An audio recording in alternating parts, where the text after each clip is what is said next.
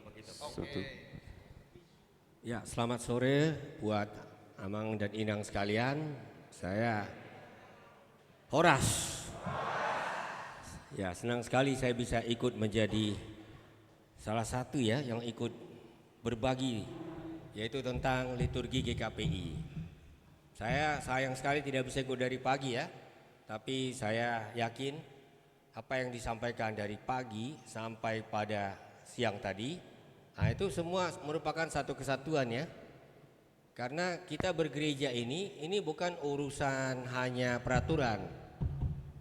Sebenarnya ketika kita bergereja, nomor satu yang betul-betul kita harus pahami, ini adalah istilah kami para pendeta, ini urusan teologi ini. Nah, ya kan? Kenapa kita memilih peraturan tertentu? Karena ada teologi yang kita anut, yang tidak sama dengan yang lain. Yang paling dekat dengan kita adalah misalnya HKBP. Apakah HKBP berbeda dengan GKPI? Tentu banyak samanya, tapi tentu ada juga ciri khasnya. Hal-hal seperti inilah yang mau kita lihat juga, termasuk di dalam soal liturgi. Jadi hari ini saya memperkenalkan dengan singkat ya, liturgi GKPI. Mohon ditayangkan. Waduh, kecil kali ya. Bisa baca nggak? Oh bisa ya. Iya, oke. Jadi kalau kita bicara soal liturgi, izinkan saya mengatakan dengan tegas, liturgi ini bukan soal tata cara. Nomor satu bukan soal tata cara, bukan soal duduk 2 kali, berdiri sekali, bukan. Kalau kita bicara liturgi, itu bicara teologi. Apa yang kita lakukan dalam ibadah berarti itu yang kita yakini. Ya, jadi bukan soal variasi gitu. Dan itu perlu jelas. Karena belakangan ini, ini baru bagus ini. Belakangan ini saya dapat kesan GKPI pun mulai menjadi gereja yang ikut-ikutan.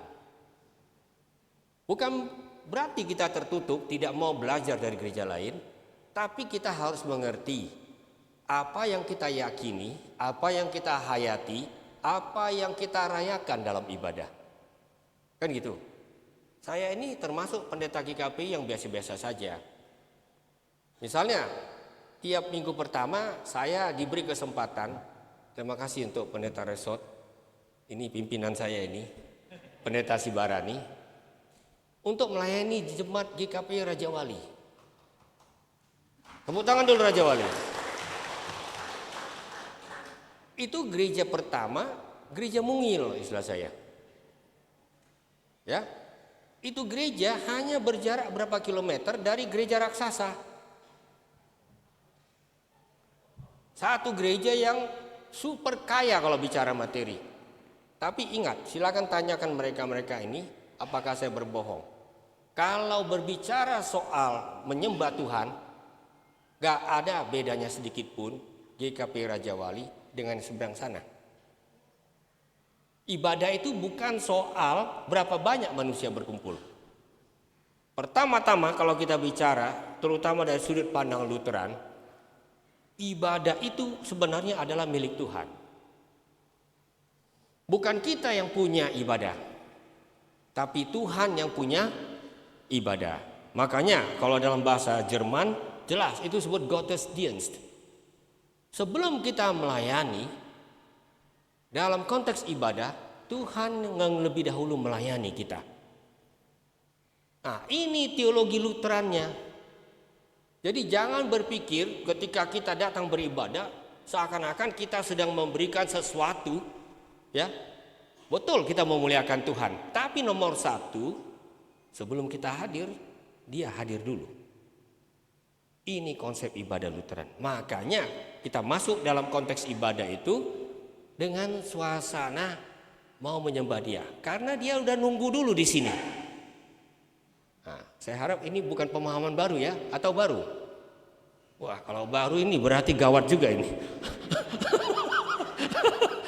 Begitu teologi Lutherannya gitu ya. Ya, Tuhan nunggu kita dulu. Lalu kemudian kita bersiap ya untuk menghadap Dia yang telah menanti kita di sini. Nah, kalau mau membaca ini kan saya rangkum ya. Silakan baca buku Vilmos Vaita, Ibadah Menurut Luther. Nah, ini buku lama tapi ini buku yang sangat mendalam tentang apa artinya beribadah. Bagi Martin Luther, ibadah itu harus sejajar dengan perintah pertama. Apa perintah pertama? Patik parjolo. Ayo. Apa? Sudi rumah dia teh. Au do jabut dari Batam dan jadi marakup au bahenomu di Batam. Akulah Tuhan Allahmu, jangan ada padamu ilah lain di hadapanku. Jadi ketika kita datang beribadah itu nomor satu.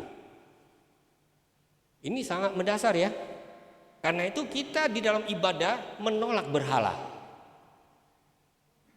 Dan salah satu berhala yang kita tolak adalah apa? Diri kita. Itu sebabnya saya tegas mengatakan, karena baru siang ini ada salah seorang yang hadir di sini nanya saya nih. Sekarang ini kan banyak ibadah yang hebat-hebat ya. Hebatnya begitu memikat karena seperti konser pop. Dan itu sangat laris. Bicara larisnya luar biasa laris ini. Makanya para pemuda kita akhirnya banyak yang ikut-ikutan ke situ. Lalu timbul pertanyaan. Ini bukan menghakimi ya, ini bicara soal bagaimana kita melihat teologi kita. Apakah itu dapat dibenarkan? Bagi saya itu bukan soal style. Ibadah mau jingkrak itu soal budaya. Karena ya pengalaman saya misalnya beberapa tahun lalu saya pernah ke Kenya menghadiri sebuah ibadah Katolik. Katolik itu biasanya senyap kan? Orang Kenya kalau beribadah badannya ikut beribadah. Gak bisa dia nyanyi kayak gini-gini. Harus ikut dia badannya bergerak. Kan begitu. Nah ini kan biasa aja. Kalau itu dibawa ke tanah Batak, wah langsung rame itu orang. Kayak adon. Nah gitu kan. Tapi karena memang itu ekspresi budaya nggak soal. Yang menjadi persoalan adalah fokus ibadah. Siapa yang menjadi pusat perhatian kita di dalam ibadah? Ini tidak boleh salah. Kalau ini salah, ibadah kita meleset. Jangan sampai ibadah menjadi pemujaan diri, karena tipis bedanya sekarang ini. Kan gitu. Akhirnya yang paling penting siapa? Kepuasanku, seleraku. Ini perlu diluruskan, Amang dan Inang sekalian. Ya. Nah, kita di GKPI sebenarnya adalah gereja liturgis yang teologinya ya memang kita teologinya nggak murni Lutheran, tapi teologinya memang berwarna Lutheran. Ya, saya kira ini di awal perlu kelar dulu ini. Supaya kita jangan sibuk soal urutan-urutan dulu. Karena kan orang heboh ya, wah nggak bisa itu, ini harusnya urutan di sini. Wah ini harusnya urutan ini. Urutan itu belakangan. Pemahaman awal ini yang perlu kelar sejak awal. Kalau kita datang ke gereja, Tuhan sudah nunggu di kita. Dia nunggu kita supaya kita menyembah Dia sebagai satu-satunya yang harus disembah. Karena itu kalau kita ada core sehebat apapun, kita latihan sejago apapun, gak apa-apa.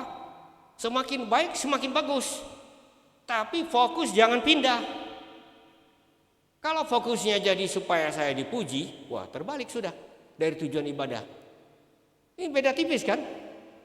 Boleh gak orang tepuk tangan untuk core yang bagus? Ini aja bisa berkelahi kita ini. Jamin saya. Boleh, bukan tidak boleh. Soalnya ini tepuk tangannya untuk apa gitu. Bisa juga, wah mari kita puji Tuhan, tepuk tangan, puji Tuhan. Gitu ya. Mengapresiasi juga boleh gitu. Tapi jangan sampai tepuk tangan ini menjadi sebuah tepukan untuk ego manusia gitu. Nah ini yang perlu kelar dari awal. Kelihatannya ini agak murni-murnian, tapi ini bukan kata saya. Ini yang saya pelajari dari teologi ibadah Lutheran. Ya, jadi secara historis sebenarnya ada bermacam-macam liturgi yang pernah dipakai dalam tradisi gereja kita ya. Dan itu tentu akarnya pada sending. Ketika Nomensen dan tentu banyak misionaris lain lagi yang hadir di Tanah Batak, tentu mereka menghadirkan sejenis tata ibadah. Tata ibadah baru bicara soal tata ya, soal urutan-urutan dan sebagainya. Nah, dan rupanya ini akarnya itu sudah ada pada zaman Nomensen. Karena dia mengatakan perlu ada suatu tata ibadah yang menyatu. Eine einheitliche Gottesdienstordnung, begitu dalam bahasa Jerman ya. Seperti peribahasa Batak. Nah, ini mari kita ucapkan bersama. Hata mamucung, hata lalayan. Hata torop, sikam nihata. Nah, gitu orang Batak. Ya. Walaupun ada variasi-variasi, kita perlu ada semacam kesatuan. Nah, kita itu biasanya ribut soal keseragaman. Ya kan? Kalau pendeta misalnya jubahnya ada sedikit variasi di sini, ayo bahasa ikut dong variasi di sana. Sudah sibuk kita membicarakan itu. Daripada apa arti jubah gitu. Nah, ingat ya, kesatuan bukan berarti keseragaman absolut. Tapi harus ada semacam intinya gitu. Yang memungkinkan kita tetap satu di dalam perbedaan. Kan itu ya. Nah, jadi rupanya di balik agenda pertama yang disusun dua misionaris ini ada tradisi Uniert. Saya tentu tidak mau membahas ini panjang lebar sebagai sejarah liturgi, tapi begini, dulu pernah ada upaya di Jerman karena biasanya kelompok Lutheran dengan kelompok Calvinis ini berkelahi terus. Tahukah kita? Ini dulu seru sekali nih tarik menariknya ini. Perjamuan kudus kita nggak sama dengan Calvinis. Luar biasa kan orang GKPI kan dianggapnya semua sama gitu. Nah ini tugas kami para pendeta mengingatkan. Tidak sama pemahaman kita tentang perjamuan kudus. Walaupun itu tidak harus membelah kita menjadi dua. Ya, nah oke lah, saya tidak akan bahas lebih jauh. Tapi itu juga termasuk ketika ada upaya untuk menyatukan yang berseberangan ini. Maka dibuatlah sebuah liturgi di Jerman yang disebut tradisi bersama atau menyatu, Uniert. Ya. Di situ ada unsur-unsur dari Lutheran dan ada unsur-unsur dari Calvinis. Dan itu yang membuat kita GKP ini jadi fleksibel gitu. Mau masuk yang ke Lutheran betul-betul bisa, mau masuk ke yang Calvinis pun kita merasa nyaman. Kalau kita beribadah di GPIB, terasa nggak beda dengan GKPI? Beda, tapi masih nyaman nggak? Masih, kan gitu. Kalau ke Katolik, ya sebenarnya harusnya kita cukup nyaman. Tapi karena tata cara mereka membawakannya begitu berbeda, sehingga kita merasa itu sepertinya lain dengan kita. Walaupun ada prasangka-prasangka di balik itu. Baik. Saya ambil sebuah contoh saja ya, silakan lihat urutan-urutannya. Next. Inilah agenda Prusia pada abad ke-19. Dimulai dengan nyanyian pembukaan, sama kan? Kemudian ada semacam votum. Tapi dia votumnya begini, di dalam nama Allah Bapa, Anak dan Roh Kudus. Amin. Pertolongan kita adalah dalam nama Allah Khalik langit dan bumi. Nah, ini ciri Lutheran ini. Sekaligus ya kan? Habis itu pengakuan dosa. Ya kan gitu. Memang Lutheran begitu. Begitu ini dibuka, nomor 1 ngaku dosa. Agak beda dengan urutan yang kita kenal ya. Pengakuan dosa belakangan. Kalau ini enggak, ini langsung mengaku dosa. Biasanya sesudah mengaku dosa, kita mohon Tuhan kasihanilah kami. Itulah yang disebut dengan Kyrie eleison, Kyrie. Ya. Lalu ada berita anugerah. Nah ini agak-agak mirip walaupun agak beda dikit. Sesudah itu ada Gloria, kemuliaan bagi Allah di tempat yang maha tinggi. Lalu sesudah itu ada yang disebut dengan doa kolekta. Doa kolekta ini adalah doa yang mengumpulkan pemikiran di minggu itu. Misalnya Ya, gereja GKPI itu gereja liturgis. Sekali lagi, kenapa? Minggunya beda-beda temanya. Kenapa beda? Karena kita mengikuti roda perputaran liturgis. Ya, makanya di GKPI nggak bisa suka-suka. Tentu ada tempat khusus kalau misalnya katakanlah perayaan ulang tahun jemaat ke-50. Boleh kita ganti temanya. Ya. Tetapi secara umum, reguler, nggak bisa, kita harus ikuti. Kalau Advent beda, Natal beda, Minggu sesudah Natal, Paskah, semua ada lingkaran liturgisnya. Dan itulah yang diberi secara simbolik warnanya. Nah ini makanya warna itu nggak sekedar nempel itu. Minggu ini warna apa? Hijau, Trinitatis. Berarti minggu reguler ya. Kita mengingat karya dari Allah Tritunggal. Nanti kalau Pentakosta warna apa? Wah, udah selesai ini, udah tamat ini. Udah mantap ini kalau soal ini penatua kita. Karena kita merayakan warna api. Kan gitu. Kalau perkawinan warna apa? Kenapa putih? Nah, ini belum satu hati kita sebenarnya. Ada juga yang berpendapat perkawinannya sesuai dengan warna liturgi. Kalau pas warna liturgi hijau ya hijau. Kalau lagi violet ya violet gitu. Kan gitu. Kalau meninggal dunia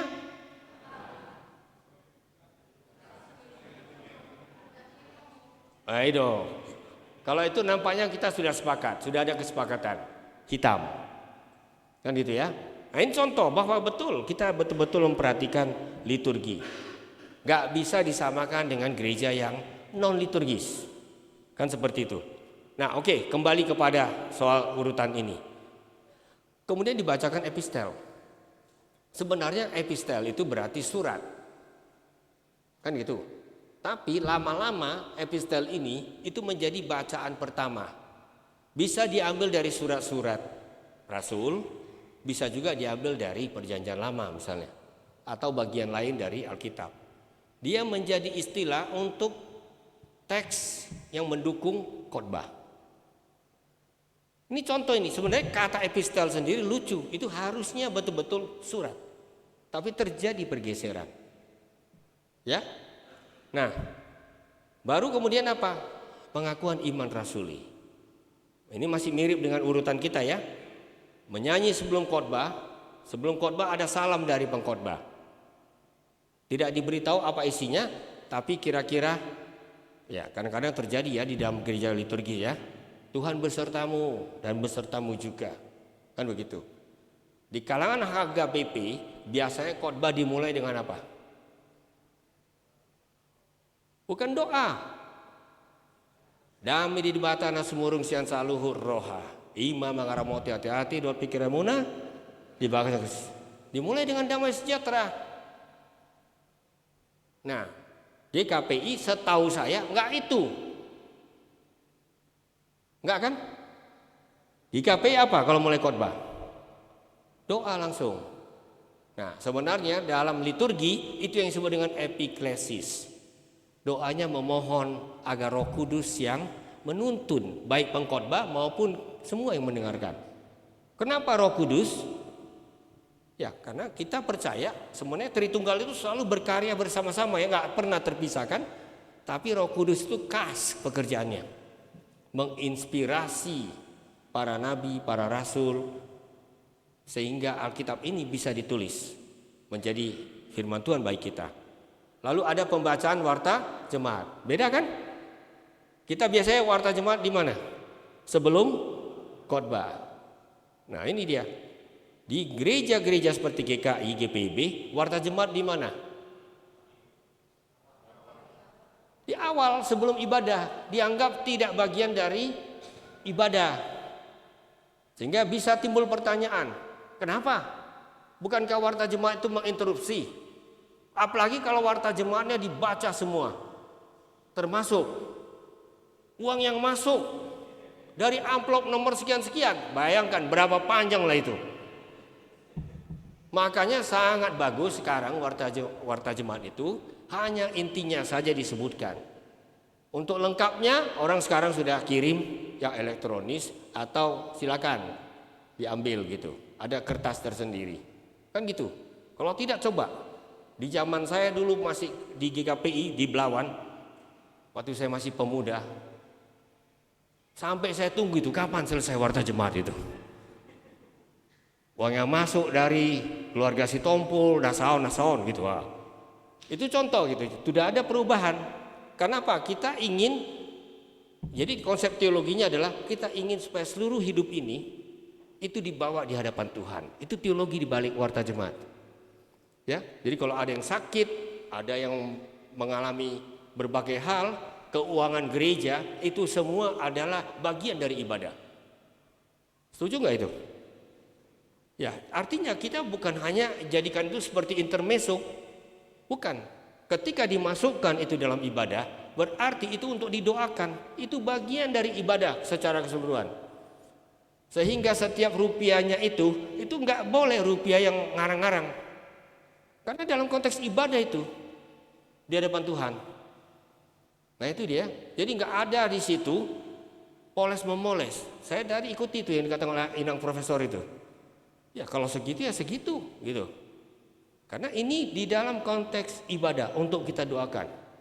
Kan begitu, memberangkatkan pendeta, rencana pembangunan, semua itu bagian dari ibadah kita. Kalau warta jemaat betul-betul di dalam ibadah. Sekali lagi ya, ini perlu sebagai teologi kita gitu. Jangan anggap enteng gitu. Nah, baru kemudian doa dari atas mimbar firman, menyanyi doa syafaat. Nah, lihat doa syafaat kita biasanya kan sesudah warta jemaat, sebelum khotbah. Itu masing-masing ada logikanya. Kalau ini saya kurang tahu apa logikanya. Kenapa penjelasannya doa syafaat dilakukan sesudah warta jemaat? Karena itu yang kita doakan.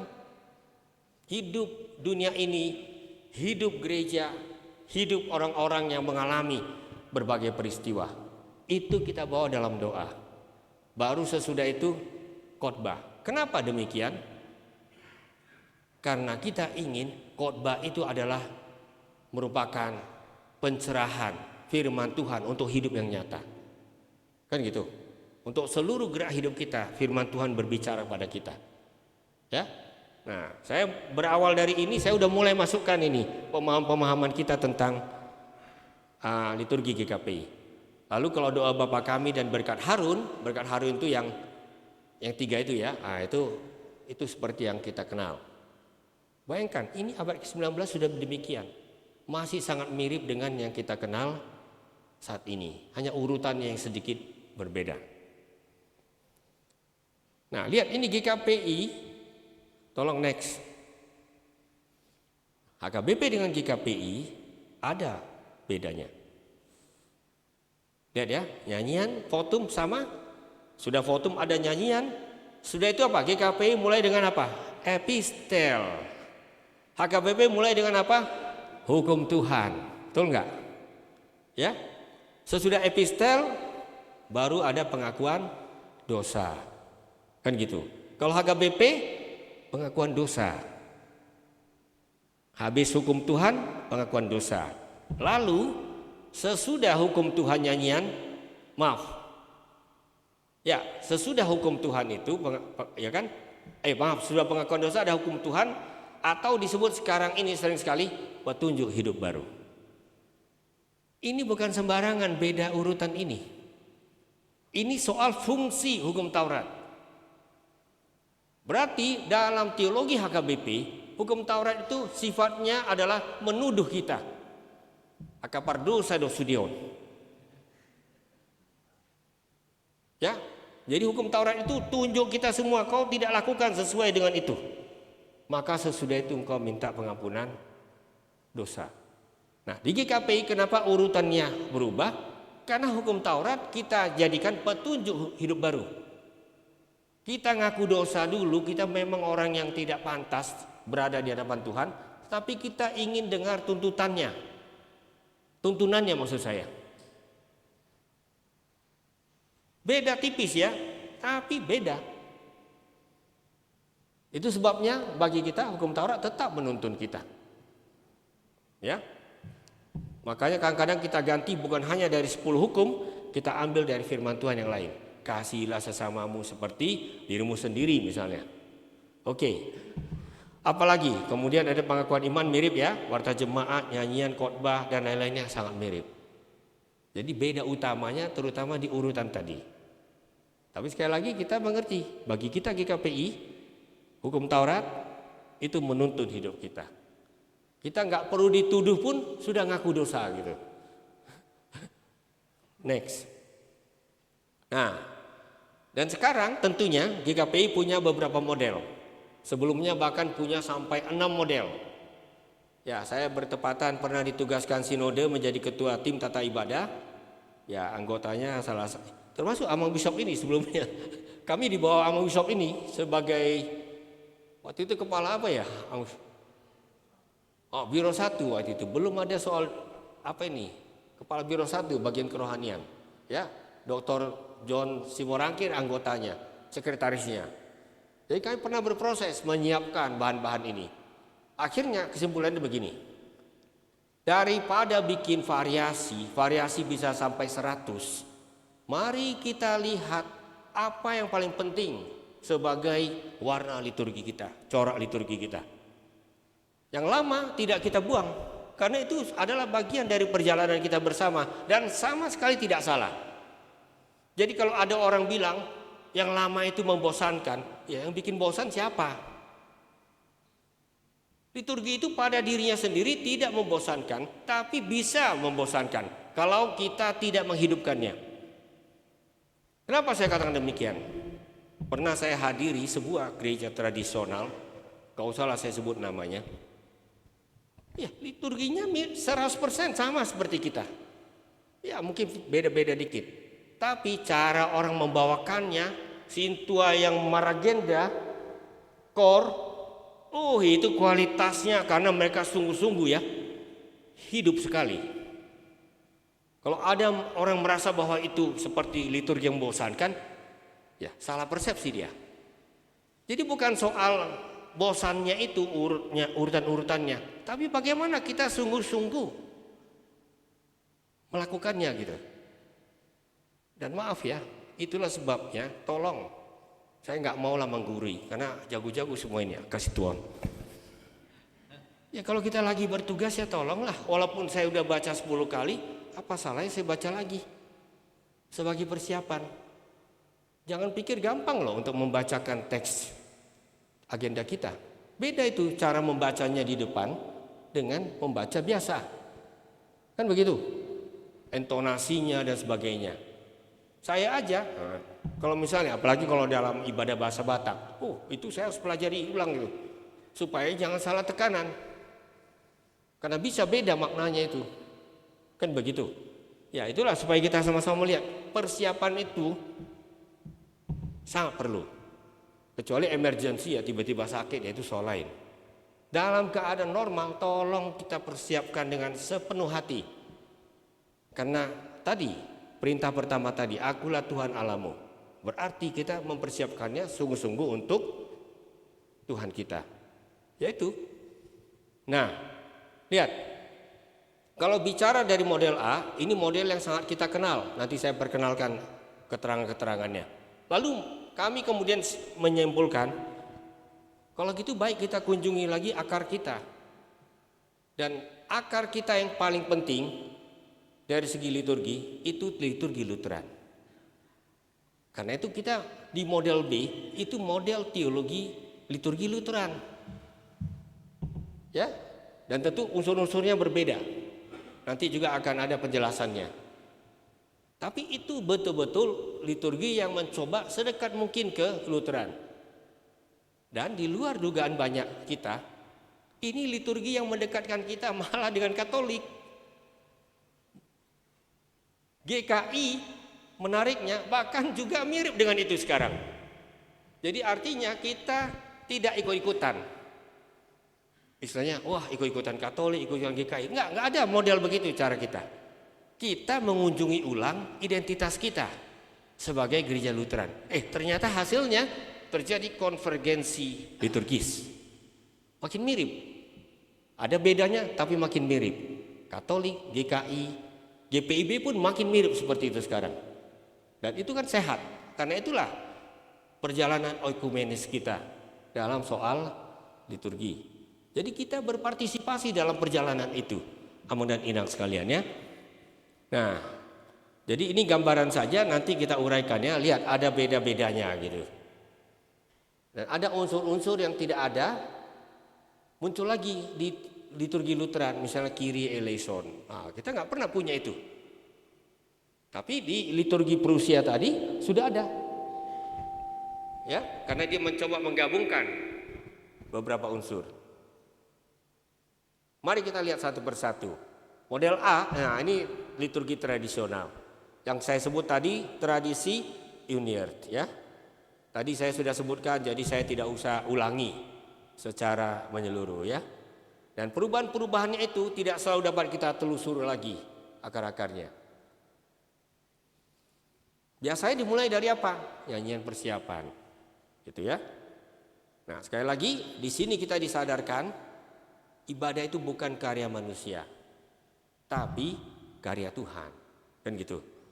Lalu kenapa? Karena ia memberi dirinya dalam kasih mendahului tindakan manusia. Itu 1 Yohanes 4 itu. Bukan kita yang lebih dahulu mengasihi Allah, tapi Allah yang lebih dahulu mengasihi kita, ya. Jadi dalam ibadah ia hadir bukan karena upaya manusia. Jangan kita berpikir kalau kita persiapkan sesempurna mungkin supaya Tuhan hadir. Oh, itu keliru. Itu keliru besar. Itu seperti memaksa Tuhan hadir. Justru kita sadar melampaui semua yang bisa saya siapkan, dia sudah hadir. Nah, ini pemahamannya seperti itu ya. Nah, jadi itu sebabnya tidak ada satu cara pun yang sanggup membuat Tuhan hadir dalam ibadah. Jadi kalau dia hadir karena memang dia sudah hadir, karena ingin menyambut kita semua. Hebat sekali ya. Penatua merasa menyambut warga jemaat kan. Wah, ngasih tata ibadah apa segala macamnya. Ya, tolong yang menyampaikan ini sadar, dia sebelum melakukan itu dia udah sambut Tuhan loh. Simpel aja itu, tapi itu kita menolong kita itu ya. Nah, jadi Tuhanlah yang mengundang kita untuk berjumpa dengan Dia. Maka sadar akan hal itu kita mempersiapkan diri, karena kita sedang menghadap yang Maha Kudus. Votum, nah, ini kadang-kadang misterius ini. Oke, apa arti votum sebelum dituju? Apa arti votum? Ya, tentu kalau dibaca di teks bisa ya. Ya. Memang artinya ikrar. Tapi bagi kita itu artinya apa? Penegasan. Kenapa votum selalu dalam nama Allah Bapa dan Anak dan Roh Kudus? Kenapa? Tahukah kita? Itu persis rumusan baptisan kita. Seorang anak atau yang baptis dewasa seperti saya, ketika dibaptis, baptisannya apa formulanya? Aku baptiskan engkau dalam nama Allah Bapa dan Anak dan Roh Kudus. Jadi ketika dikatakan dalam nama Allah Bapa, Anak dan Roh Kudus, kita langsung ingat itulah nama yang di dalamnya aku telah dibaptis. Yang hadir di sini adalah orang-orang yang sudah dibaptis atau yang akan dibaptis. Serius, itu yang membuat pertemuan kita beda dengan sekedar pertemuan biasa. Jadi ingat, ketika ada votum, kita diajak mengingat baptisan kita. Semoga ini jelas ya buat Amon dan Inang sekalian. Bahan ini nanti akan saya bagikan tentunya ya, dalam versi artikel. Ini hanya intisari-intisarinya. Sudah itu ada introitus. Apa pula lah ini introitus ini kan gitu. Kadang-kadang kalau saya tanya sintua, penatua, terbata-bata dia jawab, ayah ada introitusi, amang sintua. Ayah ama ya teh, wah itu teh, langsung pakai itu teh banyak kali gitu ya.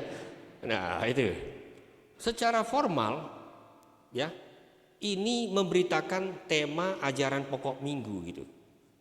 Misalnya kalau pas tentang Jumat Agung, ya di situ introduksinya tentang Jumat Agung.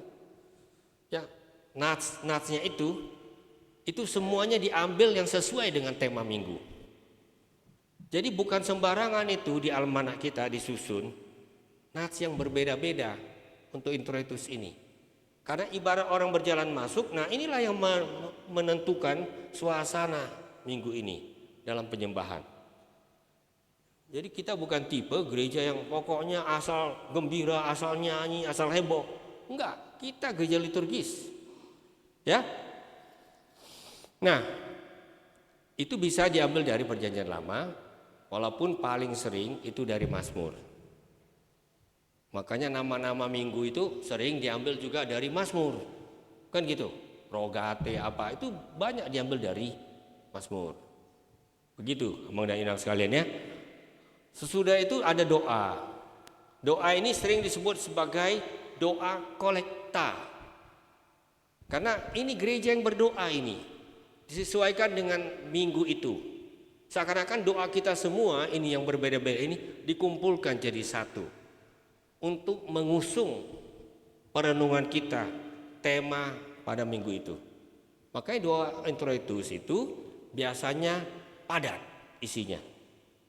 Ya, bukan berarti nggak boleh kita berdoa secara spontan, boleh. Tapi di dalam doa introitus ini, sesudah introitus ini, kita kembali mengingat minggu ini kita sedang merayakan apa gitu. Ya, makanya lihat daftar doa yang di belakang agenda kita itu, buku agenda kita itu, itu sengaja disusun sesuai dengan semangat pemahaman tentang suasana liturgis minggu itu. Nah, tadi epistel saya sudah sebutkan ya, mungkin secara singkat saja. Ini sudah lebih luas sekarang ini, tidak hanya pada surat-surat rasuli, tapi sudah bagian-bagian yang mendukung khotbah ya. Lalu kita mengaku dosa. Kenapa kita mengaku dosa? Ya udah jelas ya.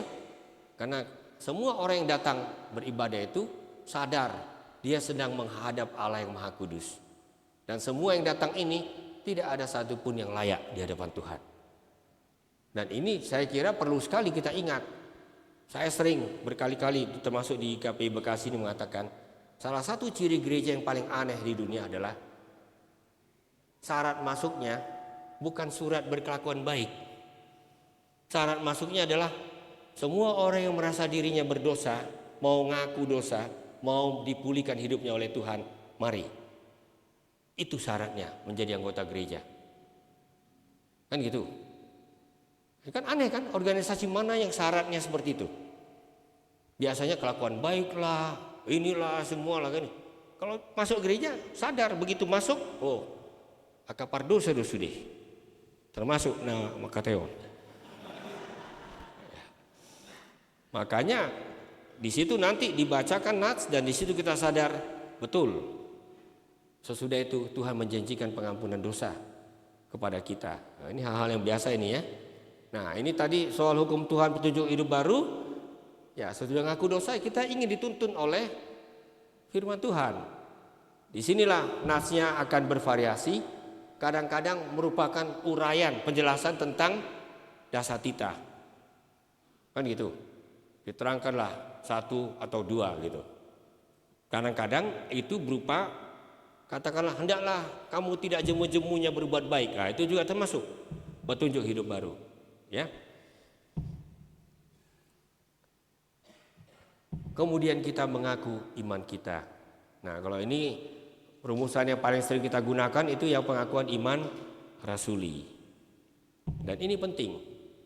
Ketika kita berada di gereja, kita mengafirmasi iman kita, kita berdiri. Bisa nggak duduk? Ya, kalau di situ penting, antara duduk dan berdiri beda sekali. Kalau nyanyi kita bisa berdiri atau duduk. Kalau mengaku iman rasuli, kenapa kita berdiri? Variasi. Oh, bukan. Itu mau mengungkapkan saya berdiri untuk memproklamasikan apa yang saya yakini kepada dunia. Posisi berdiri sebenarnya, kalau kita pinjam tradisi ortodoks ya, itulah posisi kebangkitan. Ini orang-orang yang bangkit ini, yang mengaku imannya, percaya kepada Allah Bapa, Anak, dan Roh Kudus, ajalan Tritunggal. Makanya semua anggota GKPI kalau sampai bisa mengikuti ajaran gereja lain yang tidak Tritunggal, heran saya. Karena kalau dia ngaku imannya rasuli tiap hari Minggu, itu pengakuan Allah Tritunggal, Trinitas. Saya mau beri catatan khusus ini ya, karena banyak kacau ini. Gara-gara banyak jajan ini warga GKPI. Kenapa? Kadang-kadang Yesus dia panggil Bapak gitu loh. Kalau Yesus Bapak, siapa lagi Bapak? Harus jelas semuanya. Dan saya bisa tahu, bukan menghakimi, dari doanya saya tahu. Wah, ini udah kacau ini pemahaman Trinitasnya ini dalam doa. Harus jelas gitu. Ya, jadi pengakuan iman itu kita lakukan bagaimana? Posisinya apa? Tutup mata atau buka mata? Nah, pasti marbadai mahitau.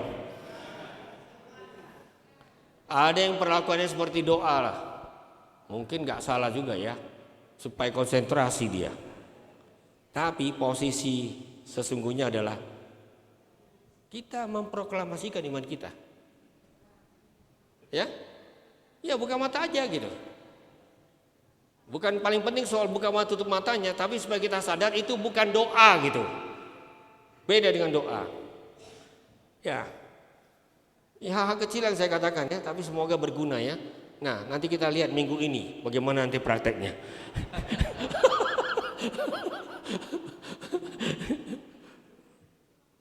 Nah, soal warta jemaat tadi saya sudah mulai kan? Ya, sengaja kita menempatkan hidup sehari-hari di hadapan Tuhan untuk didoakan bersama. Dan itu nanti akan kita bawa dalam perenungan kita dalam khotbah. Itu sebabnya ya, khotbah di GKPI ini kan firman Tuhan itu penting sekali. Sebenarnya dua dalam ajaran Lutheran, firman Tuhan dan sakramen itu setara. Jadi jangan pikir sakramen lebih sakral, enggak. Firman Tuhan itu luar biasa sakral. Karena itu kadang-kadang saya itu agak miris ya. Gereja kita itu agak gampang-gampang mengundang pembicara, yang penting populer. Tunggu dulu, awas. Ini soal ajaran loh. Mimbar ini tidak kurang dari sakramen ini. Saya masih ingat waktu saya studi di Canberra, Australia, saya kan jadi asisten pastor Lutheran di sana. Sebelum dia kenal saya 3 bulan, saya tidak diizinkan untuk naik mimbar sedikit pun. Karena dia belum kenal. Jangan sampai mimbar ini menjadi tempat pemberitaan yang keliru. Ketika dia udah kenal, baru. Itu pun saya harus tulis dulu khotbahnya. Serius, itu gereja Lutheran Australia seperti itu. Ketika dia udah yakin, barulah enak. Dia datang ke tempat kos saya dengan keluarga, sudah bukan bawa Alkitab lagi dia. Dia bawa tuak. Kira-kira gitulah kalau bahasa Bataknya. Udah bawa tuak dia. Minum-minumlah dulu kita sebelum pembahasan katanya. Wah, gak bagus ini cerita saya ini ya. Jadi maksud saya gitulah pentingnya mimbar itu. Karena ini tolong seriuslah kalau mengundang. Kalau saya pernah sekali khotbah di GKI, gak langsung diterima loh. Dia tanya, pendeta Norchen, maaf, gerejanya di mana? Saya bilang, saya pendeta GKPI. Rupanya dia kurang kenal GKPI kan. Susah juga saya terangkan, saya pikir gimana baiknya. Akhirnya saya bilang, Bapak kenal gak AKBP? Ya kenal. Kurang lebih saya bilang.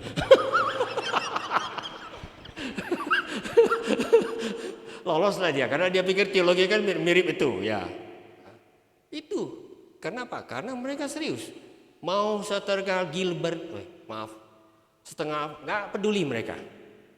Karena mimbar ini soal ajaran. Jadi tolong, pendeta kami ini bertanggung jawab sekali nih. Jangan sampai salah mengajar. Ya. Dan tentu kalau kita tadi lihat ya, ada warta jemaat, ada doa syafaat. Itu apa artinya bagi kita? Firman Tuhan itu relevan dengan hidup gitu. Makanya ya dalam batas-batas yang mungkin kalau saya sendiri yang khotbah, ada latar belakang kita nggak mau keluar konteks, kita tidak mau peralat teks firman Tuhan suka-suka gitu. Tapi sesudah itu kaitkan dengan hidup sehari-hari, pergumulan-pergumulan yang ada di tengah-tengah dunia kita ini, supaya berimbang gitu. Ada masa lampaunya, ada masa kininya, supaya kita melangkah dengan firman Tuhan tersebut. Nah, ini keseimbangannya, ya. Nah, kalau khotbah udah jelas puncak ibadah, saya tidak akan uraikan jauh lebih ini bukan pidato. Karena itu saya hati-hati, jangan sampai khotbah menjadi sesi motivasi. Kadang-kadang sekali-sekali saya juga diminta khotbah pakai PowerPoint. Enggak apa-apa. Tapi jangan sampai ini jadi presentasi yang mirip motivasi. Beda itu. Khotbah tetap harus khotbah. Penggaliannya dari mana? Dari firman Tuhan. Makanya pendeta GKPI kadang-kadang waduh setengah mati susahnya. Kenapa? Kalau khotbahnya teksnya kering, susah. Itulah kadang-kadang saya kalau udah begitu kadang-kadang saya coba juga tulis beberapa poin, siapa tahu berguna untuk teman-teman, atau saya baca yang ditulis oleh teman-teman. Kalau di gereja-gereja yang bebas, enak. Pokoknya nasnya menyenangkan, suka-suka bisa dikhotbahkan. Kalau kita enggak, saya tahu salah satu teks yang baru dikhotbahkan yang sulit. Itu tentang kitab Ester.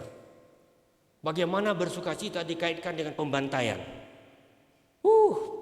Setengah mati saya itu bergumul. Wah, gimana mengkhotbahkannya ini? Gak gampang, tapi kami gak boleh ganti teks. Sadar gak Amang dan Inang itu? Tapi kalau khotbahnya lagi agak ringan-ringan, bersukacitalah senantiasa. Menyenangkan bagi kami. Bawah murah deh ibu dah. Tapi tetap harus dengan perenungan yang sungguh-sungguh. Itu dia.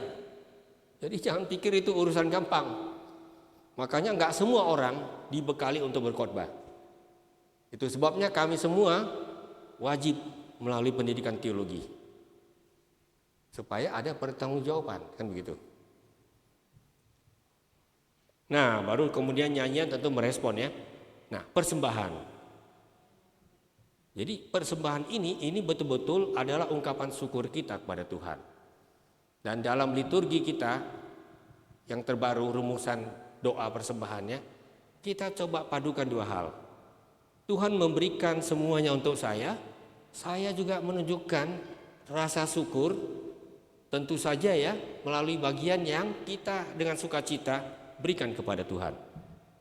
Tapi ada bagian lain, pakailah hidup kami menjadi apa? Ada itu doanya tentang hidup kita kan?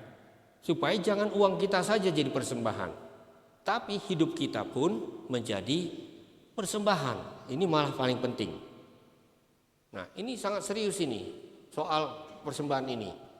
Dan oleh sebab itu, maaf, ini bukan bermaksud apa-apa ya. Kalau sampai orang bilang, kami yang gaji pendeta, apa yang out pendeta, karena kami yang memberi persembahan, kalau gitu kau ngomong sama Tuhan, ribut kau sama Tuhan. Karena dalam doamu kau udah katakan, ini kuserahkan kepadamu Tuhan. Dan itu kan berarti ada tanggung jawab dari majelis atau siapapun bendahara untuk mengelolanya sesuai dengan doa itu. Tapi jangan sekali-sekali kita gugat apa yang sudah kita berikan. Saya kalau ada yang begitu saya bilang aja udah, kalau gitu tanya lagi kembali Tuhan, itu doamu kan? Dan itu berarti, ini lebih seru lagi, ini paling mengerikan sebenarnya. Yang kita berikan itu pun, itu adalah hidup kita gitu. Izinkan saya buat catatan kecil yang bisa menggegerkan. Uang hasil kejahatan itu nggak masuk di situ. Gimana kita mendoakan uang hasil kejahatan? Nggak ada cerita cuci uang melalui persembahan. Sebesar apapun itu persembahan. Diam semua. Kayak serius sekali saya ini. Oke, udah kita lanjut.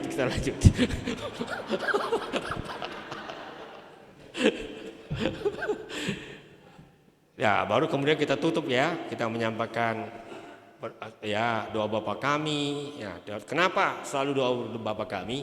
Memang ini doa yang paling seimbang. Dimensi horizontal, dimensi vertikalnya itu sangat berimbang. Ya, dan itu menjadi sebuah doa umat Tuhan di sepanjang masa. Baru sesudah itu kalau ada tahun gereja, kita berdoa khusus ya, misalnya Pentakosta atau ya katakanlah akhir tahun gereja, kita mengingat orang yang telah meninggal dan sebagainya. Ya, kalau soal berkat ya tentu ya bisa berbentuk berkat Harun, Bilangan 6 atau ya Perjanjian Baru. Tapi dalam ibadah minggu saya belum pernah menemukan yang versi Korintus. Anugerah Tuhan Yesus Kristus itu biasanya dalam ibadah yang tidak minggu, terutama di dalam persekutuan-persekutuan.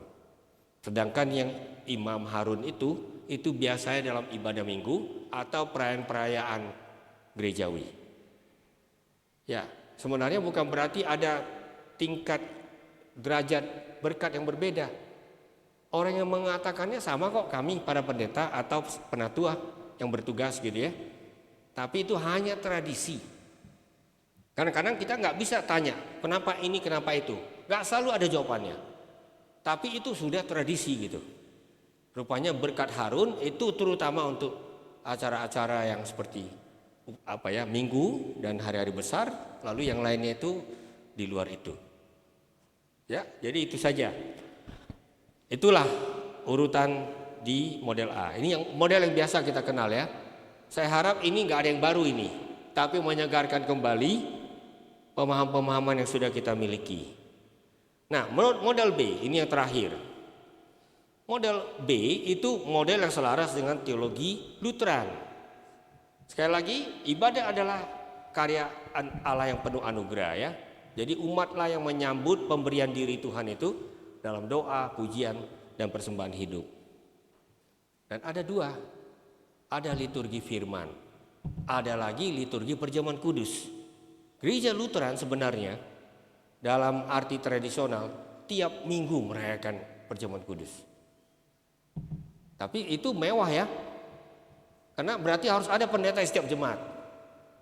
Kan itu. Jadi kita tidak usah seperti itu. Tapi sebenarnya salah satu anjuran dari tim tata ibadah adalah sesering mungkin, apakah sekali sebulan kah, sesuai dengan ketersediaan pendeta. Dan kalau boleh saya menitip suatu pesan yang agak konservatif. Gak semua pendeta dari gereja lain bisa merayakan itu di tengah-tengah kita. Karena pemahaman teologinya berbeda. Tolong dipahami ini. Jangan pikir pendeta GKI bisa saja menjalankan kalau diundang misalnya perjamuan kudus. Kalau HKBP masih satu warna dengan kita atau HKI. Karena sama-sama yang dipengaruhi oleh teologi Lutheran. Tapi kalau GKI, GPIB itu teologi reform. Kenapa saya katakan demikian? Wah, nanti jadi serius ke soal perjamuan kudus ya. Singkat saja. Bagi kita roti nggak sekedar simbol. Dalam roti itu karena ada firman Tuhan, Kristus hadir. Ya, beda ya. Begitu juga anggur, bukan sekedar anggur, simbol darah Kristus, bukan. Ketika ada firman, karena diucapkan lewat firman kan, di situ Kristus hadir. Kehadiran Kristus di dalam firman yang menyertai roti dan anggur, itu ciri teologi Lutheran. Jadi tolong ini gak sembarangan, ya. Artinya ya tentu saja untuk khotbah bolehlah, tapi untuk perayaan sakramen ada perbedaan yang perlu kita hormati. Ya, kalau nyanyian persiapan sama ya, yang sama saya akan lewatkan saja, khotbah juga sama. Nah, menarik. Dalam teologi Lutheran sesudah itu kita ngaku dosa. Ya. Kita sadar kita sedang menghadap Tuhan yang Maha Kudus. Karena itu kita mohon pengakuan dosa. Sesudah itu ada pemberitaan pengakuan dosa. Jadi urutannya memang dibuat berbeda. Dan ini juga yang dilakukan di dalam liturgi Katolik sebenarnya. Nah, introitus tadi sudah kita pahami ya, ini biasanya tema atau ajaran pokok minggu menurut tahun gereja, dan kadang-kadang bisa juga diambil dari nas lain ya, walaupun umumnya diambil dari Mazmur. Karena dulu itu dinyanyikan itu, sambil orang nyanyi ayat Mazmur itu, masuklah ibadah. Nah, lalu ada Kyrie eleison. Nah, gini, ya orang yang udah sadar dirinya orang berdosa, maka dia mohon Hasima roham dihami alih Tuhan gitu. Kyrie eleison. Ini bisa dinyanyikan juga ini. Sekarang ini sudah ada lagu-lagu yang menyanyikan itu.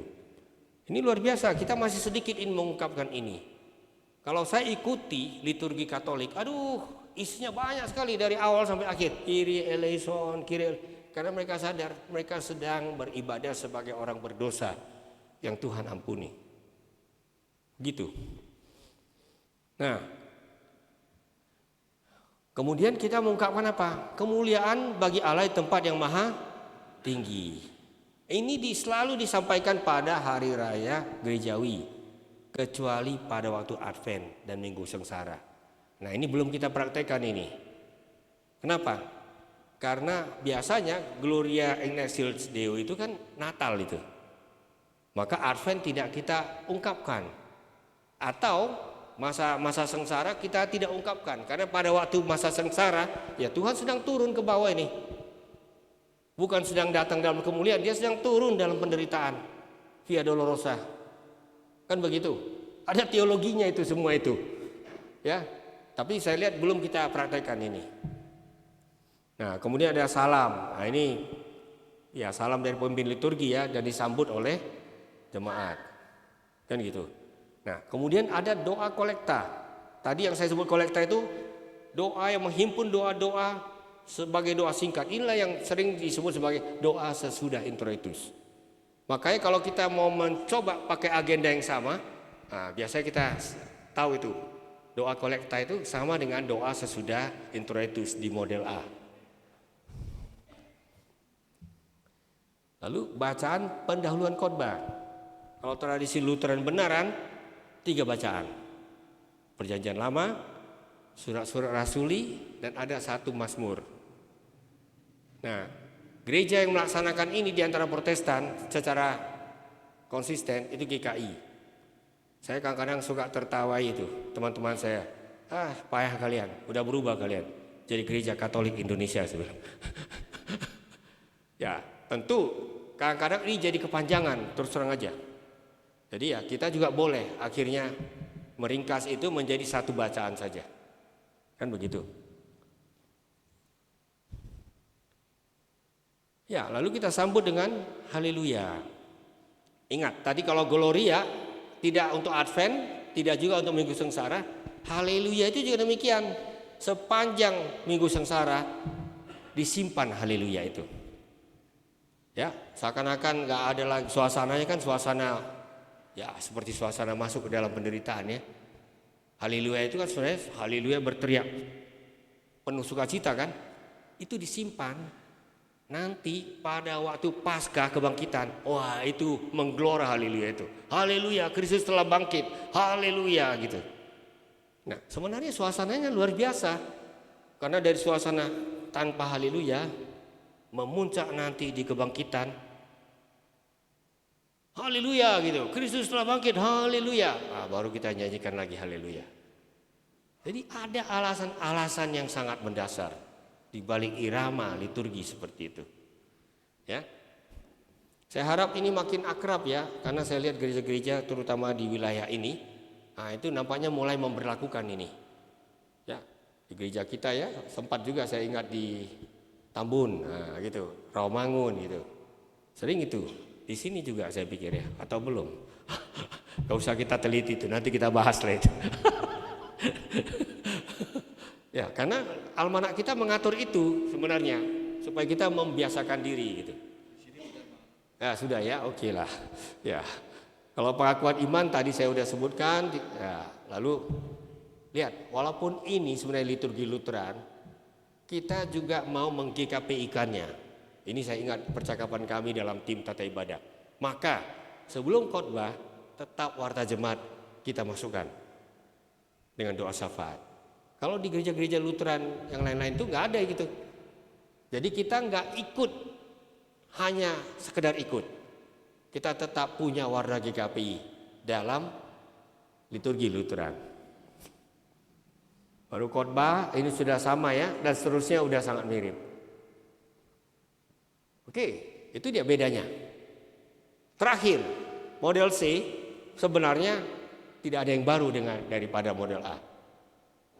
Model C itu adalah model A dalam gaya yang lebih kontemporer. Ini mengantisipasi kalau ada ibadah pemuda misalnya. Saya itu gak keberatan orang pakai gitar, pakai band lengkap. Bukan itu masalahnya kita, bukan. Tapi meskipun kita pakai unsur-unsur yang kontemporer, perlu dipahami teologi liturgisnya. Ini yang saya kira nggak perlu kita meniru gereja lain. Terus terang, saya pernah sedikit ribut dengan gereja HKBP soal ini. Salah satu gereja HKBP di ibu kota mengundang saya untuk ibadah kontemporer. Biasanya itu pada sore hari. Oke, kita berangkat sama-sama dari konsistori, masih nggak ada persoalan gitu. Begitu ibadah mulai, saya kaget sekali. Mereka pakai WL. Salah nggak pakai WL? Nah, ini bisa berdebat kita soal ini. Hah? Ya, sebenarnya kan udah ada liturgos. Nah, bagi saya boleh aja ada semacam liturgos kedua. Ya, kita sebutlah itu WL. Persoalannya adalah WL-nya ini sengaja disewa supaya ibadahnya mirip, semirip-miripnya. Karena kalau yang liturgos HKBP kan nggak bisa gini-gini, wah begini-begini nggak bisa kan? Ya kan? Sampai nadanya begini-gini, saudaraku gini nggak bisa kan? Agak kaku dia gitu. Dan oke, saya tentu tidak mau langsung kritik. Sesudah selesai ibadah, saya ngomong kepada sintuanya, kalian sadar yang kalian lakukan? Puasa emang kata gitu. Yang kalian lakukan itu pertunjukan. Karena kalau betul kalian ingin ada liturgos kedua, latih betul-betul dari dalam orang HKBP. Jangan kalian nyewa. Seakan-akan dia tidak ikut beribadah. Saya kritik. Gara-gara kritik itu, itulah terakhir kali saya di gereja itu. Ya gak apa-apa gitu, tapi saya kasih masukan yang baik gitu. Iya. Ini susah loh kadang-kadang, makanya jangan cuma niru-niru gitu. Ketika kita ingin mengadopsi, adopsilah, tapi kita tahu dasar-dasarnya. Nah, di HKBP Menteng kadang-kadang saya kasih khotbah pada jam 3. Mereka modifikasi begini, karena mereka tahu orang-orang HKBP ini kepingin juga nyanyinya agak kontemporer, bergerak-gerak. Mereka sebutlah itu pra ibadah. Benar enggak? Jadi 3-4 lagu itu ya begini-beginilah. Wah, ya kan? Masuk gerbangnya pokoknya macam-macam gitu. Nah, tapi begitu sudah masuk ibadah, nah itu tuh HKBP gitu. Musiknya bisa, musik-musik band atau apa, tapi tetap suasana liturginya HKBP. Nah, itu satu kompromi ya. Daripada niru-niru yang menurut saya sebenarnya nggak nyambung gitu, kan begitu? Nggak, saya tidak pernah maksud apa-apa, tapi betul-betul ini sering terjadi. Jadi model C ini nggak perlu dikomentari panjang lebar, ya ada sambutan, yaitu karena memang dia mencoba lebih akrab ya, menyapa gitu, ya. Lalu yang lain-lainnya mirip saja gitu. Ada pembacaan, pengakuan iman, khotbah, semuanya itu intinya mirip, hanya dia bawa dengan suasana yang lebih fleksibel. Itu saya kira. Jadi sebenarnya ada ruang di GKPI ini untuk suasana yang lebih tanda kutip bersemangat. Nah, gitu ya. Tapi kalau boleh saya menitip pesan, tolonglah nyanyiannya dipilih. Banyak nyanyian yang nggak jelas teologinya. Ya. Jangan cuma sekedar nyanyi-nyanyi gitu aja gitu. Pilih supaya teologinya itu benar gitu. Nah, kenapa kita cenderung memilih Kidung Jemaat kalau bahasa Indonesia ya, atau PKJ? Karena memang timnya itu solid sekali. Ada orang-orang yang mendalami liturgi, teologi, musik. Wah, makanya dia betul-betul merupakan sebuah racikan yang berhasil menurut saya. Gak sembarangan itu bisa masuk situ. Jadi kalau sampai misalnya komponis kita ya seperti Amanggo Bonar Gultom bisa menjadi bagian dari kumpulan itu, oh itu berarti dia memang teologi dia menyanyikan itu sudah sangat mendalam. Kan begitu. Kita bersyukur itu. Jadi yang lain-lainnya yang ringan-ringan, aduh hati-hati. Ini berlaku juga untuk sekolah minggu sebenarnya. Misalnya nyanyian sederhana, selamat pagi Bapa, selamat pagi Yesus, selamat pagi Roh Kudus. Gimana? Oke atau enggak? Oke enggak? Ini aja udah beda pendapat ini. Ini pada dasarnya tidak salah, tapi bisa disalah mengerti. Seperti tersendiri mereka itu, kan begitu. Sehingga harus tiga-tiga kita sama-sama pagi, Bapak. Bayangannya tersendiri kan? Hati-hati. Yang begini-begini ini gak usah terlalu sering kita ramaikan. Lebih selektiflah kita. Jadi saya kalau yang model C terutama rewel soal apanya? Soal pilihan-pilihan lagunya. Supaya benar-benar bisa mencerminkan pemahaman atau penghayatan teologi kita gitu. Ya, saya rasa udah cukup panjang Abang ya.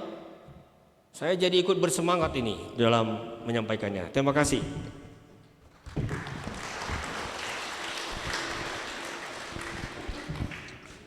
Cukup panjang tapi terasa masih sebentar, Mak. Kebetulan saya tidak akan mempersilahkan bertanya. Sementara yang angkat tangan udah banyak gitu, Mak.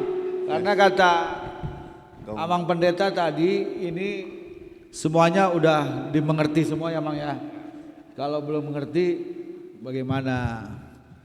Tapi kita beri kesempatan 2-3 orang. Sekali lagi ya, saya mengingatkan kita bicara tentang agenda liturgi. Jadi nggak usah bicara yang lain-lain. Saya nggak akan persilahkan. Kalau nggak kita si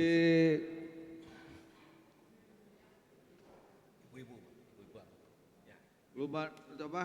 Tapi ya sekarang tadi saya udah diprotes. Karena wanita belum diberi kesempatan. Saya bilang wanitanya nggak ada yang angkat tangan. Nah, Inang siapa Inang? Belakang juga ada. Ini Marbun. Yang di belakang itu. Tampu bolo nama belakang banget. Itu siapa Inang? Nantilah Inang ngomong ya. Silakan 3 orang ini. Utapea dulu. Ya panitia bantu dulu. Mic-nya itu, tapi ya singkat, padat. Cik, ya. Salam. Ya, terima kasih buat kita semua, terima kasih buat Tuhan kita dapat berkumpul hari ini. Dan terima kasih buat Pendeta Anwar Chen, pemaparan tentang tata ibadah sungguh sangat baik ya. Tapi ada beberapa hal Amang yang menjadi pertanyaan bagi saya. Yang pertama Amang, ini tentang model A atau B ya, sebagai lagu pembuka Amang. Ini kalau kita lihat lagu pembuka di gereja kita masing-masing ini banyak variatifnya. Iya. Ya, bisa nggak kita bikin ini keseragaman di GKBI? Yang pertama, yang kedua tentang hal pengakuan iman rasuli. Ini juga perlu keseragaman bagi kita. Seperti tadi Bang bilang ada yang bentuk berdoa, ada yang berdiri, ada yang begini. Ini butuh persamaan harus kita seragamkan supaya ada identitas GKP di kita ini. Kemudian yang ketiga Amang, ada satu pertanyaan. Tadi di model A, B, C.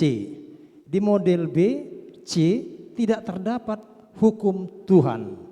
Hukum Taurat apakah petunjuk baru dan sebagainya. Apa melatar belakangi sehingga hukum ini tidak dimasukkan di dalam model B dan C. Karena kalau kita lihat di model C itu pada umumnya yang ikut ibadah kan golongan milenial lah ya, anak-anak muda. Karena anak-anak muda sekarang ini perlu Amang untuk diberikan pelajaran tentang hukum Tuhan. Ini sangat disayangkan kalau saya lihat, ini tanda kutip omongnya, bukan saya mengajari. Tapi alangkah baiknya ke depan ini dimasukkanlah hukum Taurat ini sebagai modal dasar pada anak-anak kita supaya memahami tentang hukum Tuhan. Itu masukkan aja Bang. Kemudian tentang model Yang keempat, B, iya. yang keempat, Tentang doa setelah kolektan. kolektan. Nah, ini pengertian kolektan ini kenapa tidak di sebelumnya dilakukan persembahan? Yang pengertian kolektan kalau kita lihat ini adalah pengumpulan persembahan. Tadi Amang apa? Doa kolekta. Iya, Bukan kolektan kan kolekta. kolekta. Oh, kolekta, sorry. Sorry, emangnya saya salah dengar tadi. Kemudian yang ke meralat tadi ya, yang keempat. Cuma variasi, emang ini masukkan aja tentang bagaimana hal berkhotbah. Terkadang kita jemaat ini kalau kita lihat personal atau orang-orang yang berkhotbah di gereja selalu melihat namanya dulu. Siapakah yang berkhotbah? Jadi maksud saya sebenarnya memang ada beberapa, ya kita masukkan aja nih, bukan mengkritik Kak ini tapi untuk membangun ya. Beberapa pendeta yang berkhotbah ya mungkin boleh dibilang monoton. Sehingga ini membuat jemaat ini menjadi apa? Merasa terlelap, tertidur di dalam gereja. Karena kalau kita bandingkan, ini bukan kita, tapi mengkritik membangun namanya. Bagaimana kita melihat gereja sebelah, kalau saya sebut namanya, mereka bisa memotivasi jemaat itu bersemangat untuk mendengarkan firman itu. Di sini kalau saya lihat ada semacam kayak kekurangan kita di dalam kita mempersiapkan pendeta kita di saat kita mentahbiskan. Apakah dari sekolahnya? Kalau saya sekolahnya mungkin sama kali ya. STT yang mereka di gereja lain sama kita ya, atau HKBP lah kita bilang. Kenapa lebih lebih variatif mereka menyampaikan firman Tuhan itu daripada kita? Ini masukkan aja Mang, supaya kita bisa melihat jemaat itu supaya tidak monoton mendengar khotbah-khotbah pendeta yang bukan membangun, saya bilang, yang tidak memberikan semangat, supaya tidak tertidur jemaat itu dalam mendengarkan firman Tuhan. Ya kemangnya. Kemudian Terima kasih Bang, udah 5. itu aja? Oke. Udah 5. Makasih Bang sebelumnya. Mohon maaf. Oke. Ini Penetua Jaya Hutapea dari Tambun 5 poin. Silakan Inang yang di depan. Ini yang di depan dulu ya. Ini Amang ini. Ini Inang ini dulu. Inang dulu. Nah, dari mana, hendak kemana, siapa? Oke, baik. Terima kasih Amang Pendeta Anwar Chen. Saya Penatua Nyonya Marbun Boru Tampu Bolon dari GKPI Rawamangun. Pertanyaannya gini Amang, sebenarnya bukan pertanyaan atau gimana, nanti gini deh. Kita beribadah tadi dasar pertama yaitu kita sudah disambut oleh Allah gitu ya, Tuhan kita gitu ya Amang ya. Nah tadi sudah penjelasan udah panjang banget gitu. Nah yang saya mau tanyakan gini Mang, kalau kita beribadah datang ke gereja, dasar kita adalah untuk menyambut dan kita mau disambut oleh Tuhan Allah gitu ya. Nah kalau itu dasar kita, berarti seandainya kalau kita pergi ke daerah yang tidak ada gereja GKPI gitu kan ya. Nah mungkin ada gereja yang non liturgis gitu. Nah apakah kita atau banyak orang-orang Kristen yang nggak mau kalau tidak GKPI jadi tidak usah gereja. Nah itu gimana tuh Mang gitu ya. Kalau bagi saya mau gereja GBI, Pantai Kosta, gereja apapun Katolik, saya nyaman. Karena apa? Karena yang tadi Amang Pendeta Anwar Chen bilang, ya kita tujuan kita mau beribadah kepada Tuhan, gitu ya. Nah itu satu Mang. Lalu yang kedua Mang, tentang pengakuan iman rasuli, gitu ya. Enggak tahu kalau sekarang ini atau disamakan atau tidak. Ketika aku percaya kepada Allah Bapa, nah aku percaya kepada anak Yesus Kristus ya gitu ya. Nah, anaknya yang tunggal Tuhan Allah kita baru adakah sebagian aku percaya kepada Allah Bapa. Lalu yang kedua dan gitu kan, dia hanya dan. Nah ini ada juga di GKPI seperti itu Mang ya. Nah itu yang kedua, yang ketiga Mang seperti kayak ibadah kontemporer ya. Jadi memang ibadah ini kan mengikuti zaman Mang ya gitu ya. Tetapi mengikuti zaman tetapi nilai ke GKPI-nya tidak akan berkurang gitu ya. Jadi saya setuju kepada Mang Pendeta Anwar Chen bahwa ya anak-anak PP kita lah yang kita latih gitu ya. Nah ini mungkin juga para penatua juga mungkin kalau pendeta ya saya seperti apapun pendeta khotbahnya saya hanya fokus kepada firman Tuhan siapapun dia yang berkhotbah gitu ya. Karena dasarnya apa? Ya dasarnya kita menyambut kebenaran firman Tuhan itu. Gitu Mang, terima kasih Mang. Baik, Inang Penetua Nyonya Marbun Tampu Bolon cukup 3 poin saja. Amang Inang yang di belakang, perempuan dulu nih. Saya nanti pulang nggak diselamatkan perempuan repot. Dijelaskan Inang siapa? Oke siap. Nomor 3. Makasih Amang untuk Amang Pendeta Anwar Chen. Saya Penatua Genta Boru Hutapea dari GKPI JK Ciliwung Bandung. Jadi saya mewakili juga 14 kami yang hadir pada hari ini datang dari Bandung. Pertanyaan pertama adalah apakah semua ibadah yang tidak ada aturan liturginya ya seperti ibadah-ibadah kategorial, ibadah kaum bapak, kaum ibu, PP dan lain sebagainya, apakah itu wajib harus ada fotum introitus? Karena di gereja kita itu semacam kewajiban, padahal saya pindahan dari GKPI di Kalimantan Timur, saya juga udah sintua dari sana. Pada saat ibadah-ibadah kategorial tidak selalu ada yang namanya diwajibkan fotum introitus. Maaf, itu fotum introitus. Yang kedua, pertanyaan saya adalah tadi saya baca Pak Anwar ini sebagai Kepala Departemen Penerjemah LAI. Apakah Alkitab TB2 masih dianggap belum sah untuk digunakan? Karena kami di ibadah umum ini belum boleh digunakan. Kenapa? Katanya kalau belum ada surat atau instruksi resmi dari kantor sinode, jangan digunakan dulu. Nah ini yang mau saya tanyakan sebagai Bapak Kepala Departemen Penerjemah. Yang ketiga tadi Profesor Boru Sinaga sudah bicara tentang identitas. Yang mau saya tanyakan, saya ketahui bahwa saya menghadiri banyak gereja-gereja GKPI di Indonesia ini, terutama kalau lagi ada kunjungan, berbeda Amang, penggunaan jubah dan stola itu nggak sama. Ada sampai penerima tamu juga pakai stola, pakai jubah. Ada yang hanya pendeta dan liturgis. Sementara kita dikatakan gini harus menunjukkan identitas. Tapi ini bermacam-macam dan berbeda-beda. Bagaimana kalau ini memang diharuskan untuk sama? Saya nggak tahu itu gimana nanti jawabannya dari Amang. Yang keempat ya adalah ini yang menjadi diskusi panjang juga bagi kami jemaat dan juga para PHJ dan penatua. Untuk paduan suara atau kor, ada yang mengatakan tidak boleh di depan atau menghadap kepada jemaat, harus menghadap kepada altar seperti itu. Tapi ada yang mengatakan mana aturan itu? Tidak ada aturan seperti itu. Sementara ada buku yang pernah kami pelajari yang datang dari kantor pusat yang disusun oleh Kepala Departemen Kerohanian itu katanya tidak boleh maju ke depan.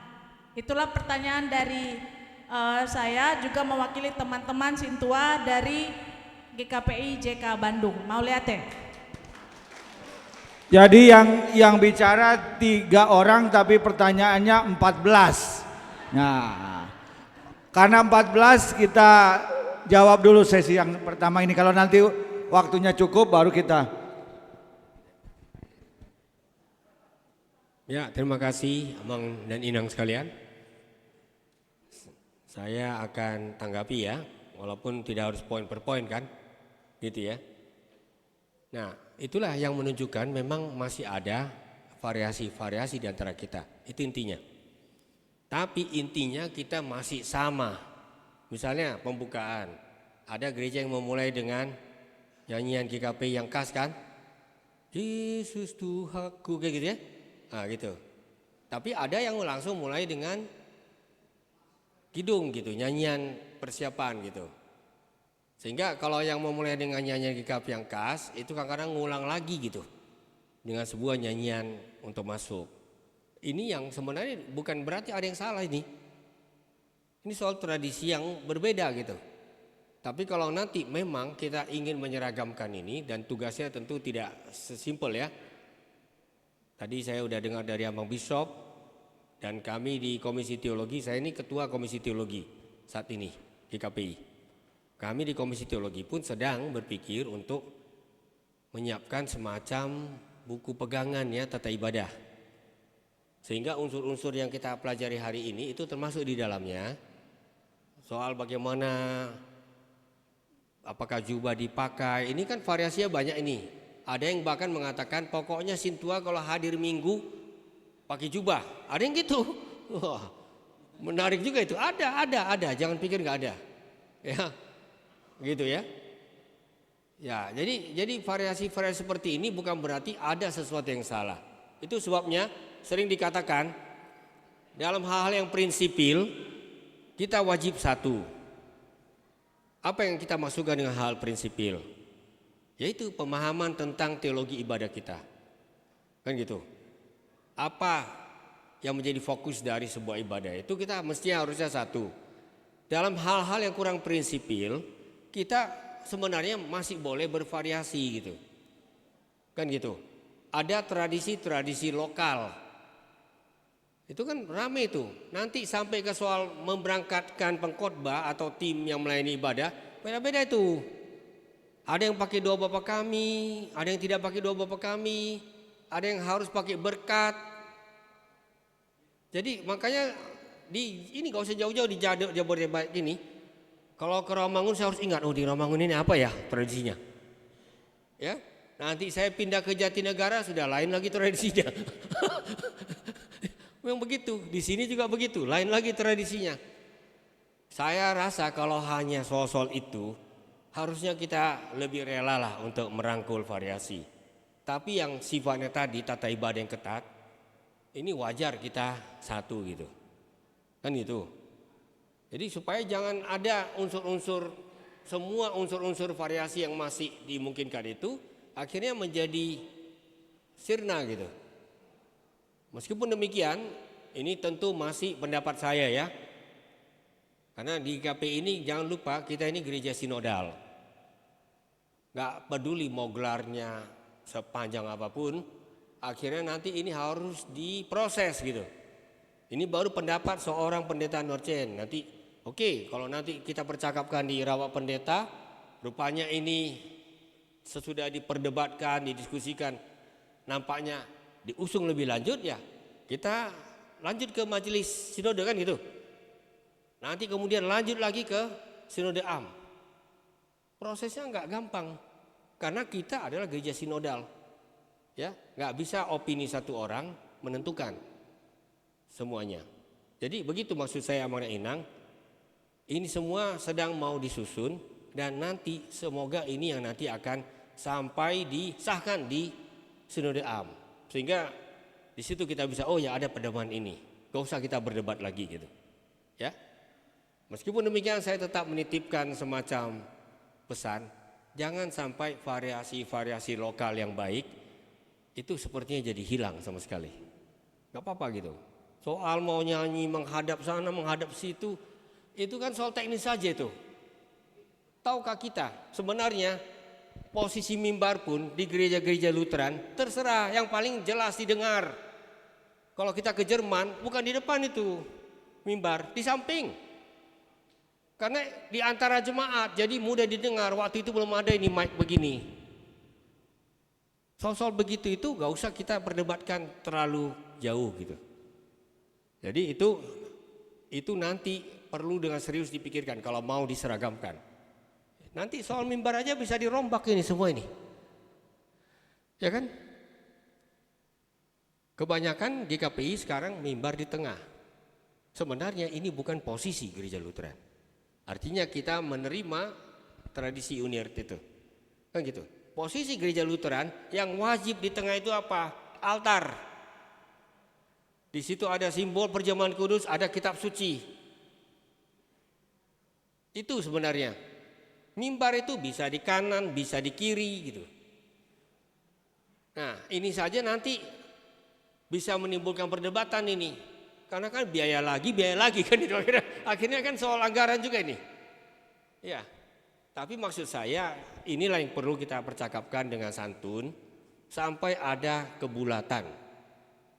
Bisa juga nanti seperti ini. Buktinya apa?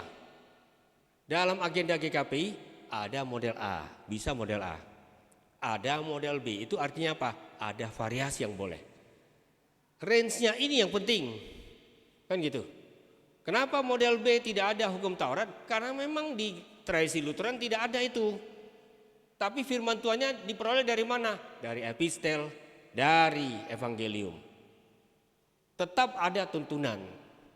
Hanya unsur itu rupanya tidak dijadikan bagian dari ibadah. Dua-duanya kita hargai kan? Tidak kita benturkan. Makanya model A dengan model B tidak dibenturkan. Tapi saling melengkapi, begitu. Jadi itulah ya. Jadi kalau misalnya saya sendiri waktu itu bersama dengan tim menganjurkan, ya yang model B itu makin seringlah kita gunakan, apakah sekali sebulan atau terutama dalam perayaan-perayaan gerejawi. Sebenarnya ada satu lagi nih yang belum digunakan, saya lihat sangat jarang digunakan, perjamuan kudus ekumenis. Itu yang ada di model B perjamuan kudus. Itu sebenarnya adalah sebuah liturgi yang sangat kaya dan dalam. Hasil dari pergumulan gereja-gereja waktu itu yang sedang bersidang raya di Peru, di Lima. Makanya disebut liturgi Lima. Jadi limanya nggak ada hubungan dengan lima kita gitu. Itu 5 nama daerah. Ya, itu pernah kami pakai dalam beberapa kesempatan dan memang luar biasa. Tapi nampaknya kita belum terbiasa dengan itu. Tapi itulah, kita memang harus jujur pada kenyataan. Belum tentu semua yang dirumuskan sudah ketok palu di sinode itu menjadi langsung real di lapangan. Perlu ada waktu penjematannya. Itu yang saya mau katakan secara umum ya, karena tadi itu variasi-variasi itu sudah terungkap itu. Jadi bersabarlah, kita masih berproses dan saya percaya akan menjadi sebuah legacy yang sangat baik dalam kepemimpinan periode ini. Ini bagaimana saya lihat lagi nih. Untuk dia sendiri ya, untuk melihat ulang hal-hal seperti itu. Nah, soal khotbah ini bukan bagian liturgi ya.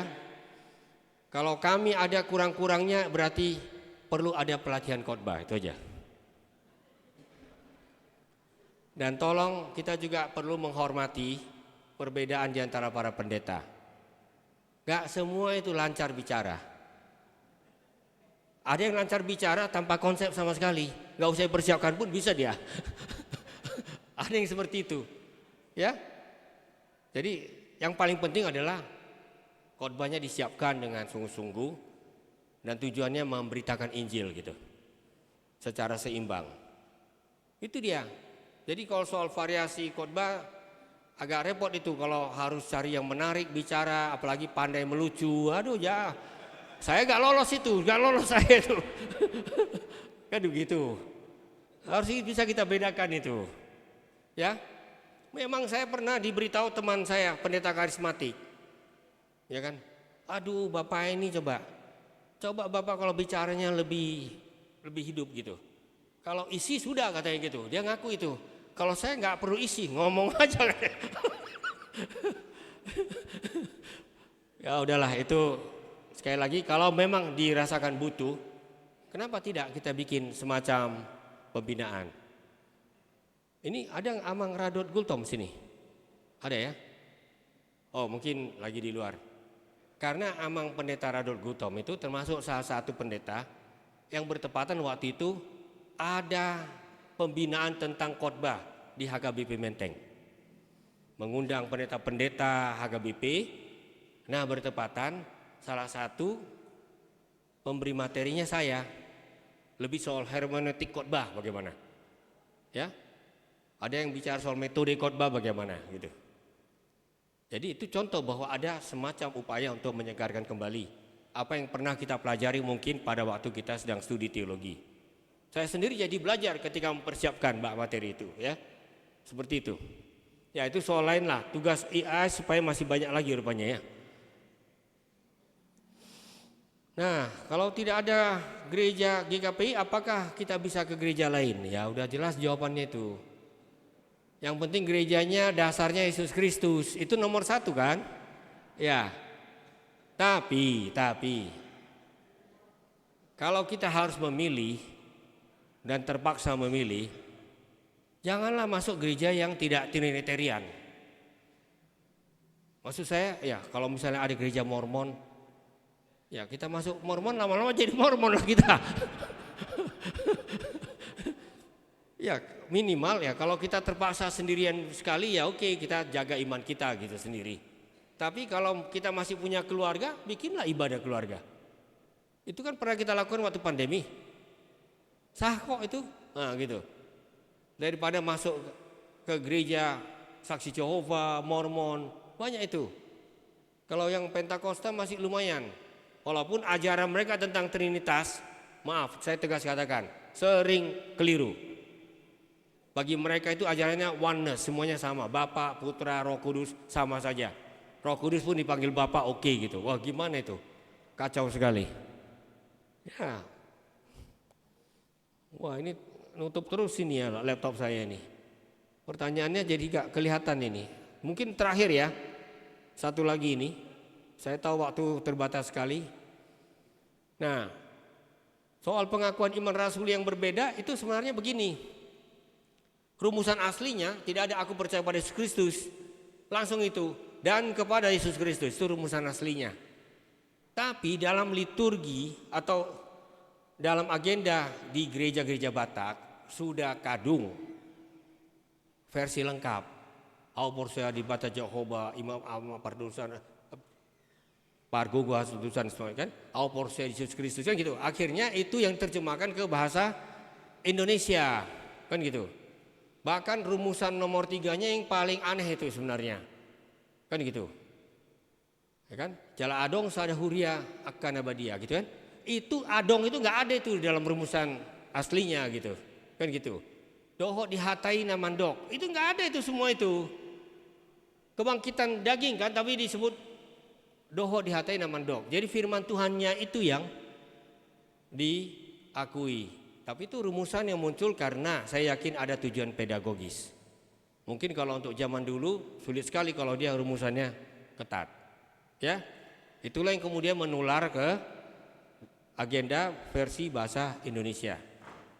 Nah, jadi kita bisa sepakati kalau memang mau versi seperti Latinnya, ya memang aku percaya pada Yesus Kristus jadi dan kepada Yesus Kristus. Itu rumusan bakunya sebenarnya. Tapi lagi-lagi kalau memang itu sudah hidup dalam tradisi kita, tidak ada soal sebenarnya. Intinya toh sama saja. Ya, jadi tradisi itu tetap adalah kata kunci. Jangan anggap tradisi itu salah. Tradisi itu juga kata kunci karena itu juga mencirikan kita. Saya rasa itu omongnya. Sepertinya sudah habis kamus saya. Ya, terima kasih.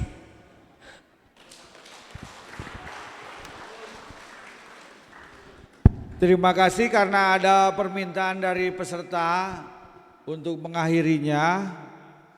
Jadi kita sepertinya tanpa sadar sudah berbicara tentang agenda liturgi ini 2 jam lewat 5 dari jam 3 dan ini sudah sangat baik. Jadi saya pikir kita boleh akhiri karena beberapa rombongan akan pulang ke kota yang lain.